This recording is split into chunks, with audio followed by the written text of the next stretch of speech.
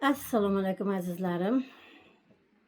Mana men davom ettiraman. Xumson sanatoriyasida dam olishni. Xudoyo hammaga nasib qilsin Allohim. Shuncha yil mehnat qildik, bola chaqa boqdik. Xudoyo bola chaqalarimizni hammasiga topgan baraka bersin deb hamma ota-onalarni mana shunaqa sanatoriylarga jo'natishni Alloh nasib qilsin. Avvalambor ibodatlari mukammal bo'lsin, hammasi Qur'onxon, Yosinxonlardan bo'lsin. Yana bir bor tilak bildiraman. Bola chaqanglar rohatini ko'ringlar. Men bilasizmi, mana Xumsondaman. Xumsonni o'zida temperatura juda optoq joyda baland bo'lib ketyapti.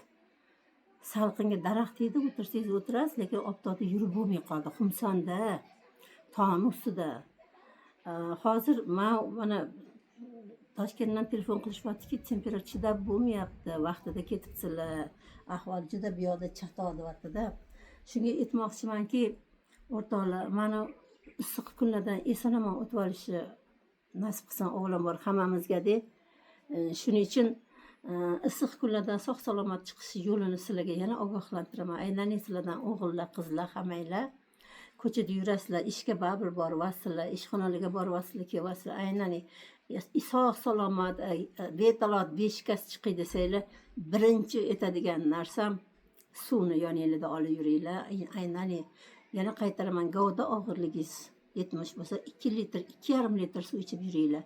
Suvni ertalab asosiysini ichib olinglar. Keyin baklashkaga solib, mashinada quyosh tushmasa bo'ldi. Issa isir, o'zi tana temperaturasi issa foydali hisoblanadi. Mashinada rulda ketyapsizmi, haydab har 5-10 minut bir qo'ldan qoplab iching. Ana shu og'zingizni o'zida qonga so'riladi. Sizni insult, infarktdan asraydi, turli xil balo qazolardan asraydi. Suv birinchi nasihatim, mana shu issiq kunlardan sog' salomat chiqishni xohlasanglar, suvni normada ichib yuringlar. Yoringlarda suv olib yuringlar. Ishxonada kompyuter oldinglarga turgan suv bo'lsin, suvni ho'plab ichib hech nima bo'lmaydi. Xudo xolsa insult, infarkt degan narsalardan Allohning o'zi asraydi. Birinchi nasihatim suv. Ikkinchi nasihatim harakat. Kompyuter oldida o'tiribsizlar bolalar, mana to'g'ri konditsionerda o'tiribsizlar muzeyda. Avvalambor konditsionerdan shamollanishdan asraninglar, ehtiyot bo'linglar. Konditsionerga orqangizdan urayotgan bo'lsa, ikkita pochchagingizga, buyragingizga ta'sir qilishi mumkin. Kompyuter yon tomoningizdan urib turgan bo'lsa, qulog'ingizga ta'sir qilishi mumkin. Juda ko'p mana shu organizmda qayoq tomondan kompyuter urayotgan bo'lsa, o'sha joyda joylashgan organlarga ta'sir bo'ladi. Nima deydi? Konditsionerdan saqlaninglar. Konditsionerda, kompyuterda o'tirganlar, o'rninglardan har 2 soatda hech bo'lmagan o'rninglardan turib mashqlarni bajaringlar. Qo'l, oyoq mashqlarini bajaringlar. Ko'zi mashqini ayniqsa yumib ochib, massajlar qilib, ko'zni chapillatib urib mashqlarni bajaringlar. Ko'zinglarni ham o'zingizlar ehtiyot qilinglar. Aylaning sizlardan. Mana shu issiq kunlarda, demak, birinchi qiladigan ishimiz suvni ichish, ikkinchisi harakat. Qon o'tirganingizda limfa qonlari hammasi turadimi, qonni harakatga keltirish kerak. Uchinchi qiladigan nasihatim, iloji bo'lsa ovqat o'rniga ham hozir suvni ko'proq ichish kerak. Ovqatni yeganda albatta qorningizni to'ydirmang. Hozir ayniqsa issiq kunda qorinni to'ldirib turib borib, yana borib bir joyga lap etib o'tirolmang. Yana qaytaraman, iloji bo'lsa ovqatni 3 mahal emas, 2 mahal yeyishga odat qiling. Yana keyingi aytadigan narsam, ovqatda oshqozoningizni 3 dan 2 qismi. Shu yarimta to'yganingizda turib keting, Xudo xayringizni bergur. Ana shunda umuman kasallik, qon tomir kasallari, ichak kasallari, oshqozon ichak kasallari. Demak, yana qaytaraman. Harakat, suv, kam ovqatlanish, demak oshqozon to'ldirmaslik, demak toza havo. Ana shu harakatlar, mana shu narsalarni o'zingizlardan ayamanglar. Va eng kerakligi, men o'zimni yoshimdagi ayollarga ham, erkaklarga ham aytamanki, har kun erinmasdan yarim soat o'sha harakatni bilasiz, 4000, 5000, 6000 qadam yurish shart. Yurolmaydiganlar o'tirgan joyda bajaradigan mashqlarni bajaringlar. Men o'zim aytganman, yotayotganda albatta yarim soat mashq qilaman, ko'z mashqlarini bajaraman, chunki ochkada postoyanno ishlaymiz. Ko'z mashqini bajaraman. Keyin oyoq qo'llarni qiladigan mashqlar bor, ularni bajaraman. Mashqlarni bajarib turib, eng kerakligi to'g'ri nafas olib turib, eng kamida 10 minut 15 minut yotayotganda ham to'g'ri nafas olaman. Men sizlarga aytganman, men bir kunda 1 soat 1,5 soat to'g'ri nafas olaman. Qur'onni o'qiyotganimda, Qur'on xatm qilayotganda men nafas olib, nafas ushlab turib, nafas olish metodlarini o'rgatganman. Qilaman va undan tashqari yotayotganda yana 10 minut to'g'ri nafas olaman. To'g'ri nafas olib, 10 minut to'g'ri nafas olsangiz, barcha ichki organlaringizga kislorod, mineral, vitaminlarni berasiz, glyukozani tarqatib yuborasizda, ana inakin to'g'ri nafas natijasida siz o'zi kechqurun organizmingizni uyquga moslab olasiz va kechasi uyqungiz yaxshi bo'ladi. Albatta, uyqu har doim bir xilda bo'ladi demayman. U kunduzgi hayotingizga bog'liq, kechgacha o'tkazgan stresslar bormi? Ana shularning barcha ta'sir bo'ladi, lekin o'zingiz uyqudan oldin o'zingizni himoyalab, strahobga qilib yoting. Kechqurun yotishdan oldin men masalan 300-400 gram suv ichaman. Kechqurun suv ichib yurganlarda kechasiga ko'proq pristup bo'ladi, insult, infarktda. Ana shu narsa bo'lmaydi. Iliq holatda yotayotganda muzdek emas, tana temperaturasida iching deyilyapti. Chunki muzda ichsangiz organizm uni isitguncha vaqt o'tar ekan. Organizmga nagruzka tushar ekan. Siz iliq holatda ichsangiz oshqozonda sirazi 15 minut ichida suyuqlik o'zi ichakka o'tib, ichak orqali, oshqozon orqali, demak, qon tomirlariga so'riladi. Demak, qoningiz suyuladi. Kechqurun suv ichib yotsangiz qo'rqmaysiz. Kechasi infarkt, insult bo'lib qolaman deb qo'rqmaysiz. Ana shu narsalarni qiling. Ayniqsa mana shu issiqko'llarda nimalar bajarishlar kerakligini men sizlarga aytganman. Ana shu qilish kerak bo'lgan narsalarni albatta bajarasizlar degan umiddaman. Menga bitta Xumsonda shunaqangi yaxshi insonlar ko'p uchradi. Ko'p insonlar bilan tanishdim. Hamma viloyatdan kelganlar bilan tanishdim. O'zimiz Toshkentliklar juda ko'plar bilan tanishdim. Hammasi o'zini dardini aytdi, dardi kasalini aytdi. Mana bitta lecheniya olishyapti. Endi menga shu bugun bir ajoyib bir ayol anchadan beri kelganimga bugun 6 kundan 6 kecha 7-kunduz boshlangan bo'lsa, shu ayol menga kelganimdan bir oldimga kelolmay, meni kelganda topolmay, eshik quloqsiz qaytib keturgan. Mana bugun uyga ketyapti. Mana shu ayolda onajon, menga qarang, hamma narsam yetarli, yeyotgan ovqatlarim yaxshi, lekin meni gemoglobinim kam. Siz ozib ketyapsiz deb aytdi. Doktor qo'rqitdi. Dorilar ichgin, men dorilar ichgin deyapti dedi. Iltimos dedim.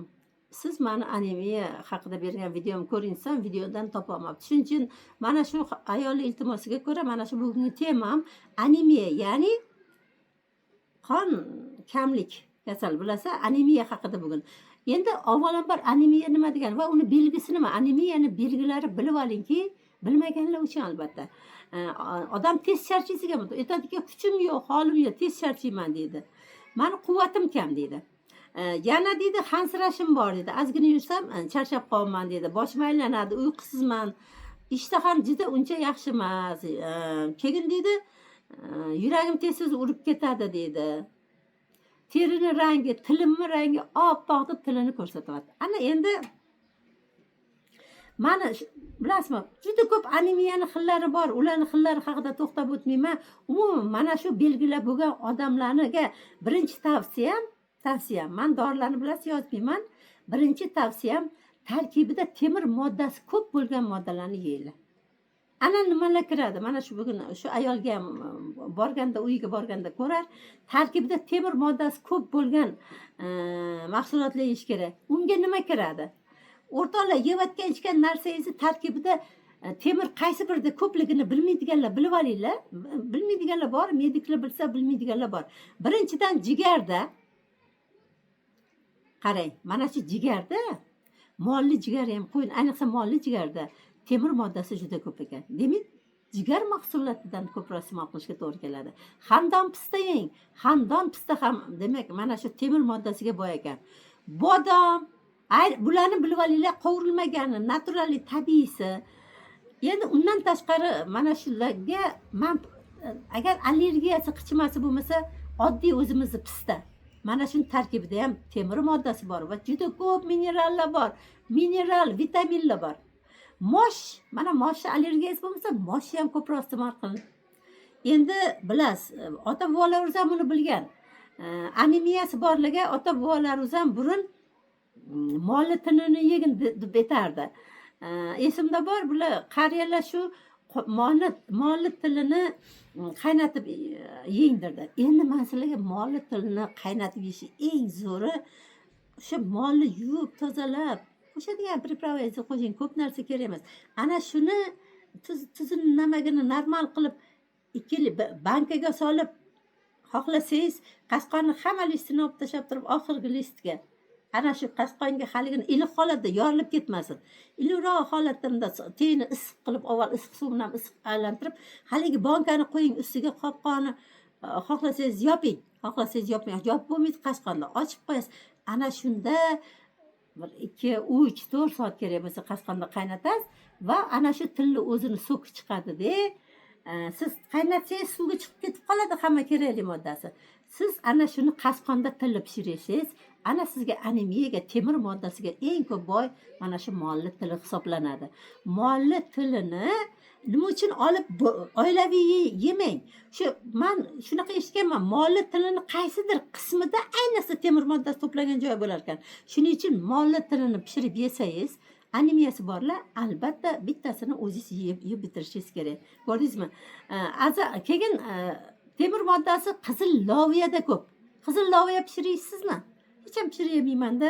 Mana sanatoriyda kelib yo'qman, zo'r narsa bo'lar ekan, qizil loviyada ko'p ekan. Mana siz yozib oling, temir moddasi bor narsalar. No'xat, o'rdakni tuxumi, molli go'shti, albatta qo'yni go'shti ham, o'rik qoqi, qoqida ko'p. Uni o'rik qoqini yegandan keyin kompotlarni ichib yegan ma'qul o'zini, qaynamagan holatda. Uni albatta danagini ham yeyish kerak. Oq loviya ham foydali ekan, tovuq go'shti ham foydali, tarkibida temir bor. Baliq, bizani barcha ko'katlar, lavlagi, qizil lavlagini, qizil lavlagi, oq lavlagi, tuxum tarkibida, ayniqsa bedana tuxumini men taklif qilgan bo'lardim. C vitaminga boy mahsulotlarni ham albatta anemiyasi borligi yeyish kerak. Nimalar bor unga kiradi bilasiz? Bolg'al qalampirini qizili, sarig'i, ko'ki xohlaganingiz. Tut mana sezuvni o'tib ketdi. Mana hozir qovun, tarvuz, mandarin. Mana shular vitamin C ga bor. Vitamin C bu anemiyada beriladigan narsa. Sizga anemiyaga borib vitamin C ni ukolni oling demayman. Mana shuni sizlar o'zingizlar mana shu yergalar yeri. Yana endi mana sizga demak temir modda birinchidan anemiyasi borlar, temir moddaga boy narsalar yeyish kerak deb sanab o'tdim. Shularni yozmagan bo'lsanglar kerak. Keyingisi qora choyda tannin bor, bilib olinglar. Hali anemiyasi borlar qora choy ichish kerak deydi. Qora choyda tannin bu gemoglobinni kamaytiradi 90% gacha. Lekin mana shu tannin borligi uchun mana shu qora choyga odat qilgan odamlarda anemiya ko'proq bo'lar ekan. Sababi ana shu tannin 90% gacha choyni tarkibidagi organizmda yegan haligi ovqatlaringizdagi temirni qonga so'rishiga qarshilik qilar ekan. Demak, yuqoridagi mahsulotlarni yesanglar, albatta nima deydi, qora choyni ichmaganinglar ma'qul. Qora choy o'lib yegan ovqatingizni o'sha temiringizni sizga so'rdirmaydi, qarshilik qiladi. 90% ga chiqarib yuborar ekan organizmdan. Ana uni o'rniga men sizlarga aytganman, mana daraxtlardan постоянно, masalan, olchani damlab ichish mumkin. Постоянно tutni bargini olib qo'ying, tutni bargini, ayniqsa choyni o'rniga tekin zavarga qilib shuni o'rniga choy damlab iching. Ana unga shiponini qo'shing, shiponi vitamin C ga boy. Ana shularni o'rganing choyni damlashga. Hozir qulpinay qo'shilgan choylar chiqib ketdi. Har xil pripravkalar qo'shilgan choylar, ko'k choyni ana shunaqasidan olib, ana shuni ichishingiz kerak. Mastava, sho'rva, oshga, no'xat, loviya, ko'katlar qo'shing. O'rtoqlar, bitta narsani bilib olinglarki, ba'zi gavdasi semiz odamlar aytadiki, bo'ldi, bugundan boshlab quyuq ovqatni kamaytiramiz, qovurdonlarda endi suyuq ovqat yeyishga o'tamiz. Yo'q, naparot. Suyuq ovqat ozdirmaydi, suyuq ovqat semirtiradi, qonligi hamma so'ri. Shuning uchun suyuq ovqatni, mastavalarni, qo'y go'shtidan sho'rvalarni qilib yeyish kerak. Demak, albatta mana shu anemiyasi bor xonadonlarda oshga loviya bilan no'xatni qo'shinglar. Masalan, shuni hech qo'sha olmayman-da men. Orqa tarkibda temir ko'payish uchun tez temir orqa tarkibda agar temir moddasi ko'payishini xohlasang, albatta men buni bir joydan o'rgandim. Ovqatni dedi, temir burun bizdan temir kapkirlar bo'lardi-yu. bor shu kapkirlar. Hozir iskus yolg'on kapkirlarga o'tib ketdik. Ana shu temir kapkirda kovlang. Temir ovqatingizda temir ko'payadi deyapti. Mana shunga ham ahamiyat beringlar. Buni ayrimlaringlar bilmaysizlar. Endi kunduzi qorningiz ochsa, qora mayiz, o'rik qoqib, pista bodam, turshak yeng. Ikkita ovqatdan ketma-ket ovqatdan ketma-ket ovqat yemangda, mana shu ovqatlarning o'rtasida yana qaytaraman. Qora mayiz, qo'lingizdan shunchagingizni arimasin, mayiz ayring. Qilasizmi shuni? Turshakni yeysizmi? Ana shularni yeng. Pista chaqing, bodam chaqing. Albatta allergiyangiz bo'lmasa pistaga. Albatta go'sht yeyish shart, anemiyasi borlar. Uzum, olma, olcha, tarvuz ko'p yeng. Ularning tarkibida bilasiz, vitamin C bor va hokazo, uning tarkibida juda ko'p vitaminlarning xillari bor, yeng. Kuniga 2 piyola anor sharbatini iching. Kimda anemiya bo'lsa, kuniga 2 piyolagacha anor sharbatini ichish mumkin. Sharbatini mana xatmi anor chiqadi, agar chiqdimi yo'qmi bilmayman. Anor sharbati avvalambor organizmda gemoglobinni zo'r ko'taradi. Anemiyasi borlarga juda ham foydali. Yana men nasihat qilgan bo'lardim, buni ko'p yillar davomida o'rganganman. Kimda anemiyasi bo'lsa, limonni qarang, po'stini, sariq po'stini ajrating. Haligini mayda uzunchasiga to'g'rangda. Mana shunga masalan 10 ta limonni po'stini mayda to'rab, shunga 300 gram shakar aralashtirasiz. Yozib oling. 10 ta limonni po'stini uzunchoq qilib to'g'raymiz, unga 300 gram shakar aralashtirib qo'yamiz. Mana shuni xohlagancha davleniya tushmaydi. Naborot anemiyaga foyda bo'ladi. 1 kilogram shirin bodomga 1 kilogram asalni aralashtirib qo'yib yeb yurish kerak. Dilshoda degan qizim mendan so'radi, bugun mana men shuni aytibman. Dilshoda, demak, 1 kilogram shirin bodomni oling. Albatta qovurilmagan bo'lsin, bozorda sotadi. Uni demak tayyorni oling. Ana shu 1 kilogram bodomni danagiga 1 kilogram toza asal bo'lsin, aralashtirib qo'yib, mana shuni yeb yurish kerak. 2 qoshiq ertalab, 2 qoshiq kuniga 3 bo'lay. Albatta chesnovning, po'sti archilgan kunjutda 20 demak 20 kun vaqt davomida po'sti artilgan kunjut bo'lar ekan. Kunjut nimaligini bilasan? Ana shu po'sti artilgan kunjutdan 20 kun davomida 3 mahal 100 gramdan yeyishingiz kerak. Bu ham anemiyaga juda foyda. Endi yana anemiyasi borlarga och qoringa 3 ta qizil lavlagini uzoq yeyish kerak ekan. Suvini ichish kerak ekan. Endi bu yerda birovlar yeyolmayman, men qaynatib yesa ham uni foydasi bo'ladi. Lekin aytib qo'y qali, kuniga och qoringa 3 ta qizil lavlagini uzoq yeyish ba'zilarning oshqozoniga to'g'ri kelmaydi. Men buni tavsiya bermayman. Mayli, bitta qizil lavlagi, bitta qizil sabzi, bitta ko'k olma sokovizmalkaga soling, ana shuni ichsangiz bo'ladi. Ya'ni qizil lavlagi 30% ni tashkil qilsin. Qizil lavlagini haqiqiy o'zini ko'p ichib bo'lmaydi. Endi 1 stakan suvga 1 osh qoshiq olma uksusini qo'shib ichsa, bu ham anemiyani ko'taradi. Ya'ni qonni gemoglobinni ko'taradi. Endi bu haqida men bir marta aytganman, bitta videomni yaxshilab qarang. Yana bitta yo'li bor, anemiyasi borlarga 3 litrli yong'oq suviga 1 kilogram novatni aralashtirib, qaynatib, kechasiga ochiq qoldirdi va ertalab mana shuni 15 kun 3 mahal 100 gramdan ichib yuring. Yong'oq suviga qarang. 3 litr yong'oq suviga 1 kilo novat aralashtirib, shuni qo'shib qaynatasiz. Ana shuni kechasiga ochiq qoldirasiz, ertalab keyin xohlagan salqin joyga qo'yasiz, shuni 15 kun nima deydi, 15 kun 3 mahal 100 gram ichasiz. Qorong'i joyda tursa bo'ldi ekan. Agar bilib oling, ba'zilarning qon bosimi tushib ketsa nima qiladi? Men bu haqda aytdim, yana qaytaraman. Agar siz kutmagan holatda birortalarni qon bosimi tushib ketsa, eshiting, birinchi yengilgina jismoniy mashq qiling.